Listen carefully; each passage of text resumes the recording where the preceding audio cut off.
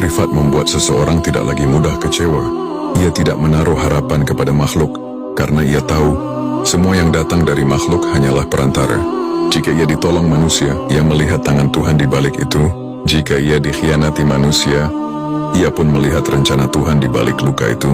Ia tidak menolak siapapun, tapi juga tidak menggantungkan diri kepada siapapun. Ia mencintai tanpa melekat memberi, tanpa berharap kembali. Hati seperti ini menjadi ladang tempat tumbuhnya keajaiban, karena doa yang keluar dari hati yang makrifat bukan lagi sekedar permintaan, melainkan perintah halus yang dikeluarkan oleh kehendak Tuhan melalui dirinya. Doanya tidak perlu keras, cukup lirih, bahkan cukup dalam diam, karena alam semesta mengenal bahasa hatinya. Rahasia paling lembut dari makrifat adalah kesadaran bahwa segala sesuatu sudah selesai. Segala yang kamu perjuangkan, segala yang kamu takuti, segala yang kamu kejar, semuanya sudah tercatat dalam ketentuan yang sempurna. Engkau hanya sedang berjalan melewati naskah yang sudah ditulis oleh kasih Tuhan. Ketika engkau memahami ini, engkau akan berhenti cemas tentang masa depan, karena engkau tahu setiap langkahmu sudah dituntun ke arah yang seharusnya. Ia menjalani hidup dengan kesadaran bahwa semua langkahnya sudah berada dalam genggaman Tuhan.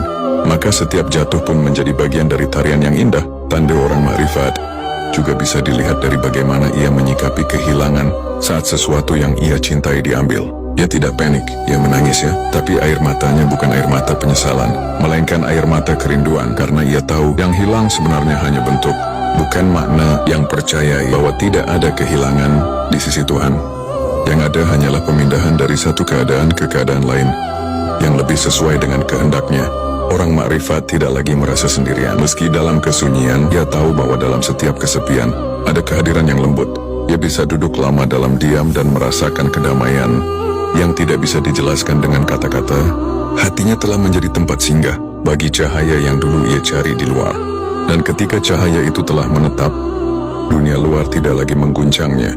Makrifat juga menumbuhkan rasa syukur yang tidak bersyarat.